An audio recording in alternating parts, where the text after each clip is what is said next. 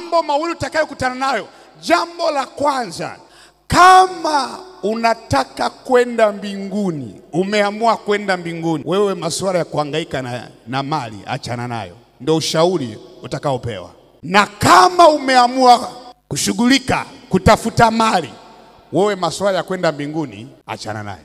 Utakutana na huo ushauri. Kwa hiyo kwa ujumla sasa, ndipo kwa sababu ya hoja zote hizo, wengi waliopata wokovu hawana mali.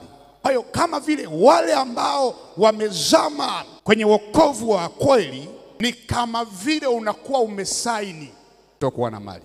Na ni kama vile ukitafuta na ukizama katika kweli kutafuta mali au kuwa nazo, ni kama vile umesaini kutokuwa na wokovu wa kweli. Kwa sababu hiyo, ndio maana lazima tupate shule inayotusaidia kuona mahusiano ya imani na uchumi.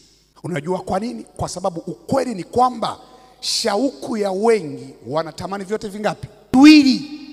Mtu anataka kwenda mbinguni na anataka kuwa na hela. Mtu anataka hela na anataka kwenda mbinguni.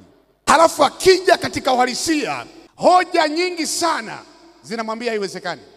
Jamii yenyewe inaona haiwezekani. Ta nyingine na kanisa lenyewe linaona haiwezekani.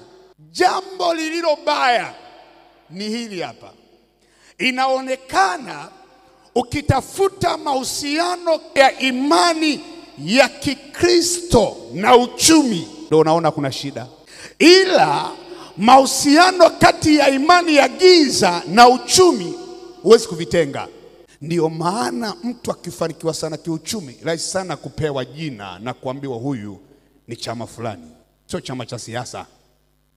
Huyu Freemason huyu. Kwa hiyo upande wa pili unaona mahusiano kati ya imani hiyo ya giza na uchumi. Halafu kija huku nuruni, ni kama vile hakuna mahusiano yoyote kati ya imani na uchumi. Ni kama hawa wawili ni maadui, hawakai nyumba moja, hawakai kwa mtu mmoja. Wakiwa kwa mtu mmoja ni kama ni hatari. Wakiwa kwa mtu mmoja, lazima huyo mtu mmoja hakuna namna atakavyoweza kuamua.